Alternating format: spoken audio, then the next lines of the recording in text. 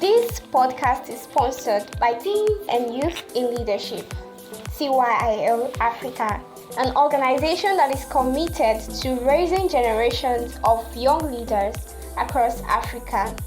Our programs include leadership education, leadership fellowship, research training, webinars, and conferences.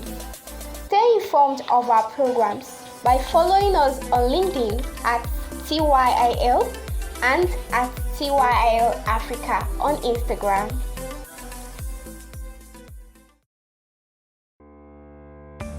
Hello, you're welcome to the Future of Leadership podcast, where we discuss about issues related to leadership and, in fact, youth leadership.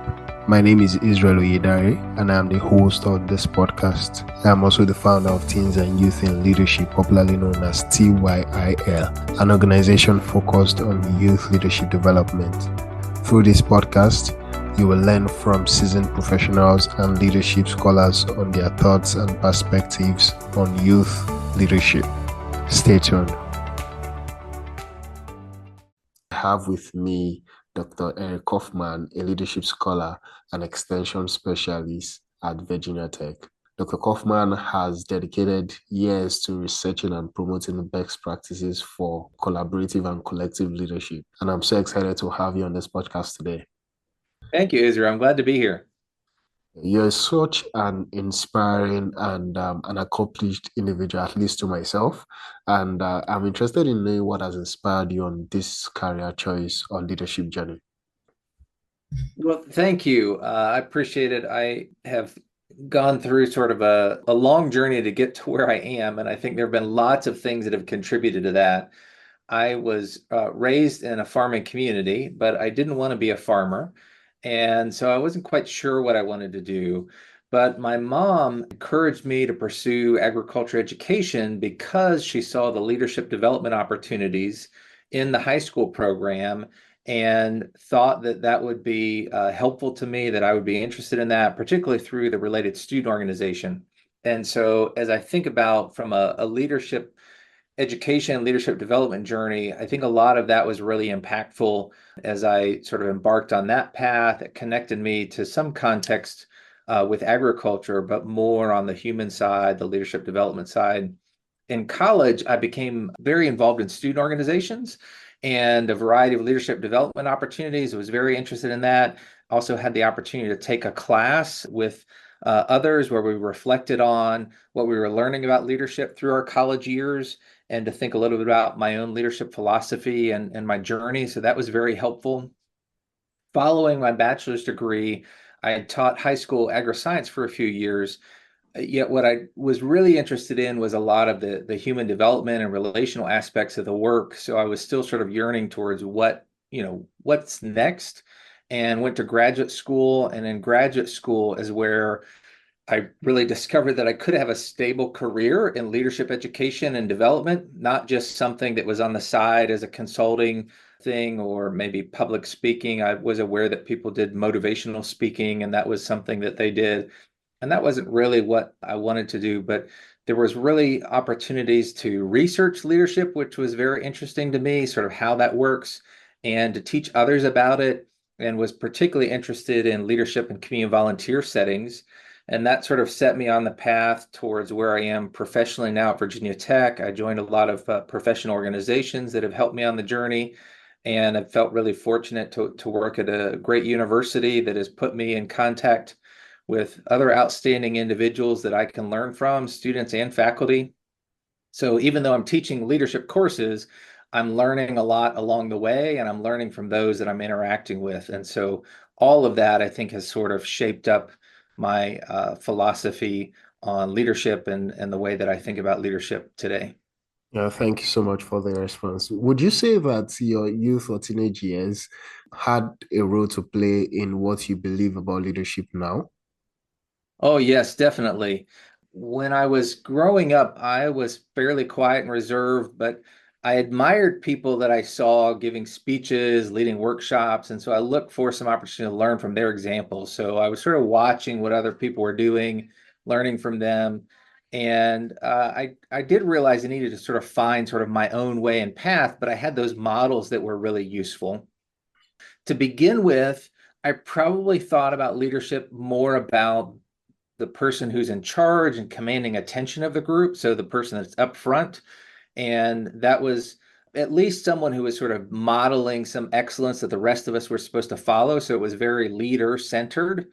But I also admired some teachers and some coaches. Then I recognized that they were successful because they were supporting and encouraging others. And so, in that way, I was seeing leadership as something that was done sort of through other people, whether that was helping other people achieve their goals or somehow sort of engaging others in the success. So, it wasn't always the leader who was the one who was achieving the success, of their own, but somehow they were supporting and encouraging other people.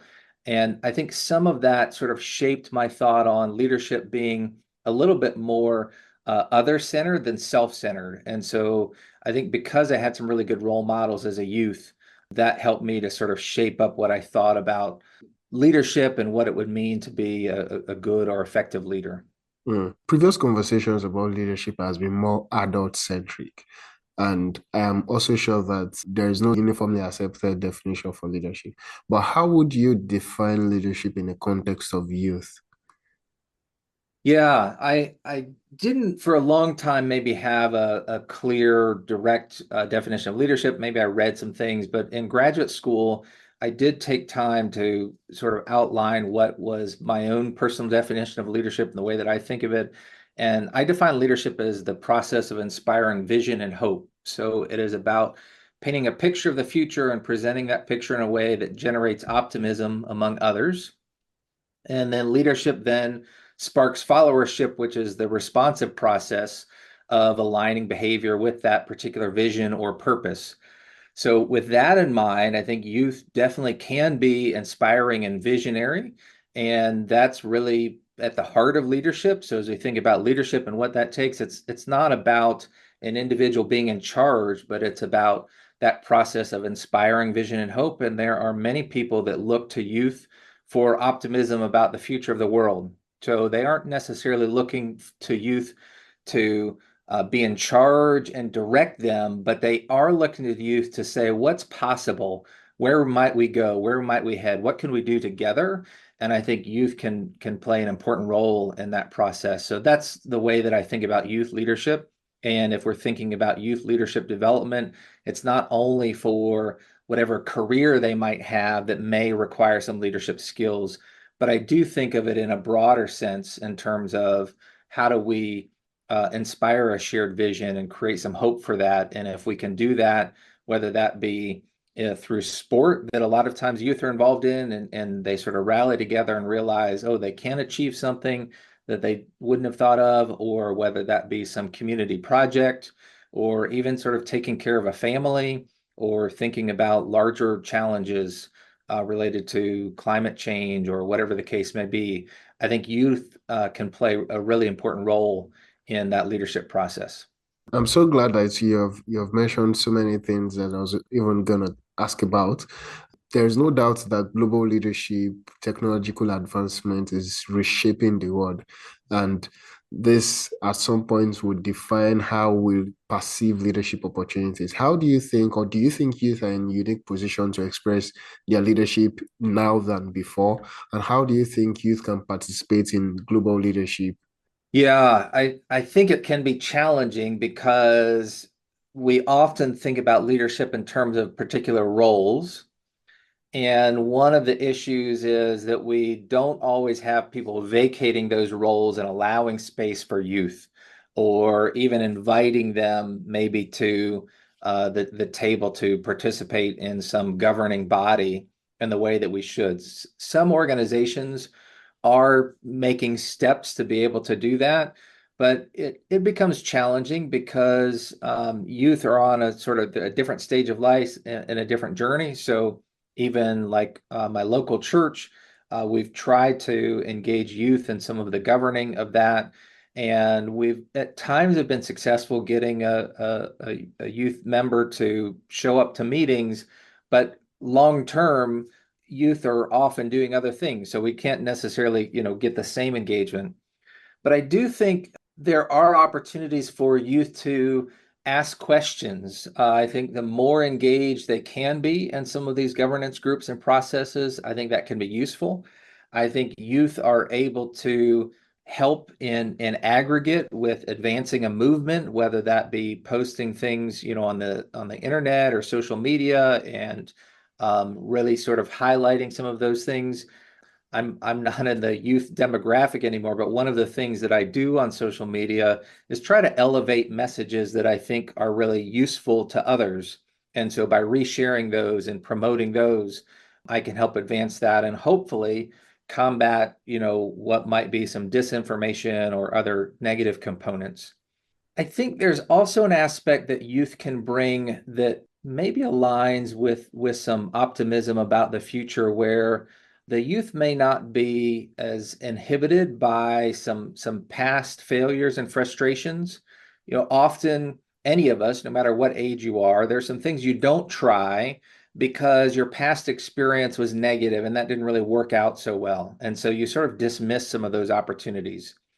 But I think youth can approach some of these challenges and start to think about possibilities and really raise some questions and some ideas that we might otherwise miss because we've stopped sort of exploring some of those areas because of some frustration. And so I think the youth can raise those questions and ideas, advance some of those. They're probably not, in some cases, youth may be in a position to, really make speeches and really provide some clear direction.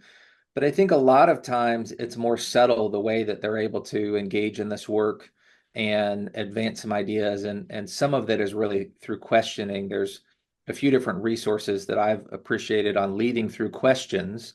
And that's one of the things that youth can do very well, is raise some questions and ask them in such a way that encourages others to think about the possibilities and that might help address some of these larger challenges. Mm. Yeah, so I'm very interested in this questioning aspect.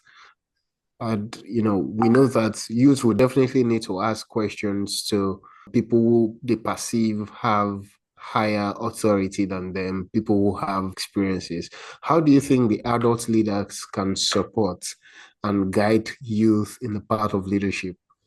Hmm. Well, I think in some ways, taking time to entertain those questions and recognizing that there's some real value in the curiosity. And if we realize that these youth are going to be the ones who are in the future are having to engage some of these challenges and problem solving, then looking at that relationship in a way that's developmental and mentoring. Part of it is about availability and being open to questions and conversations. Yeah. I think there are opportunities to invite youth alongside in a journey, invite them to a meeting or invite them to some event that the youth can gain some experiences that they otherwise might miss.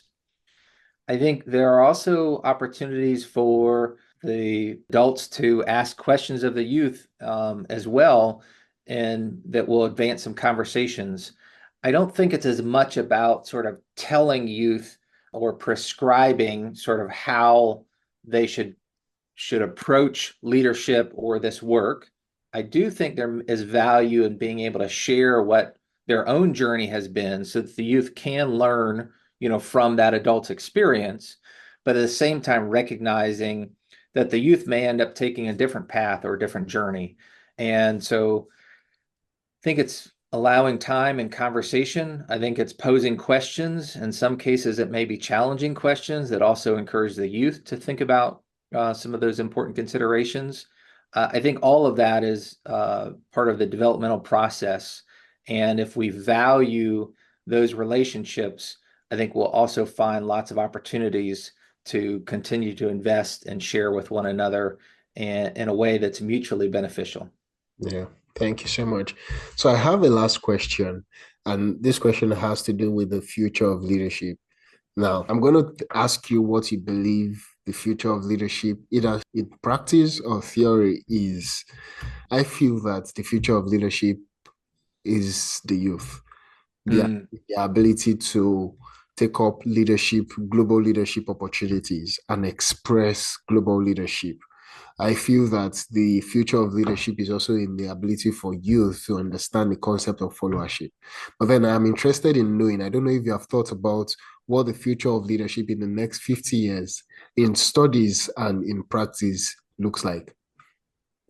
Yeah, well, I think on one hand, yes, the youth are that future. If we go out 50 years, my hope is that if I had any leadership roles at all, they would be rather minimal in 50 years. So we do have to think about, okay, who's coming behind and how are we preparing them for that? I think leadership overall is going to change um, in ways that look a lot more shared, collective, collaborative, in some cases, a more flat structure. And I think in some cases, maybe more invisible. We won't as often, and part of this is a hope. I think there are some aspects where we have some human tendencies to attribute leadership to a particular individual. And I think there will still be some of that. But I think what we'll find is that leadership can be effective in a much more collective manner where we have people taking turns in the leader roles, or in some cases, not even necessarily assuming particular leadership roles, but we actually realize that a group is able to come together and be effective with leadership. There is, I think, continued effort to look at collective leadership and how that works. And my hope is from a leadership education standpoint and leadership development standpoint, we can guide people into how a collective leadership approach works in a problem-solving scenario that's different from preparing individuals for a leader role in an organization, but instead focuses a lot more on how do we do things together? What does that look like? What do those relationships look like? Because the power distance between individuals, what we previously might have identified as a leader or follower, or a leader and a subordinate, some of the literature looks at. I think a lot of that has shrunk in recent decades. People at times have put up with bad leaders because they needed this job, or they didn't feel like they could do some things on their own. But I think there are a number of things in the world that have empowered individuals to realize that no, I don't have to put up with a bad relationship. I can go off and find others and join with them. And I think what we need to do is to figure out how do we guide people in those relationships that they can be more effective than some of the traditional, um, more static leader follower roles, and recognize it's going to be a lot more dynamic. Mm, That there may be times where you need to be the leader, but more often you need to contribute to leadership, mm. and it's a more collective scenario rather than identifying who is going to be our leader, but instead, how do we engage in leadership together? Yeah, thank you so much. Those are very interesting points. Thank you. I've really had a nice and interesting time learning from you today, and I appreciate you again for honoring my invitation, Dr. Kaufman. Do you have any closing sentence to say to youth who are in leadership position, or those aspiring to be leaders, or those who haven't yet even discovered their leadership potential? Oh, I wish I might have prepared a little bit more words of wisdom. I don't feel like I'm always great with words of wisdom on the spot, but I do think there's an aspect maintaining hope about the possibilities. Mm, I believe it's important to recognize that each of us have some talents that we can contribute. We don't have to lead in the same way that we see someone else leading. I mm, think we can contribute our leadership in a way that makes sense for us and the talents that we bring, the individual strengths that we have. And I think if we remain hopeful for that, we will continue to find opportunities to apply that. And so that's what I would encourage youth to do, is to look at where do they have some talents and strengths, mm, where can they apply and contribute those. And I believe everyone has those, and all of those can contribute to leadership. I don't want anyone to feel like no, I wasn't born with whatever skills I needed to be the leader. And so I just need to take a follower role. I think everyone has something to contribute to leadership. And the more that you uncover that about yourself and share that with others, I think you'll be successful. Thank you so much, Dr. Kaufman. Thank you so much. I appreciate it. Thank you for listening to the Future of Leadership podcast today. If you are here to kindly share, subscribe, leave a review, and follow us across our social media platforms, including Facebook, LinkedIn, and Instagram, all at TYIL. See you in the next episode.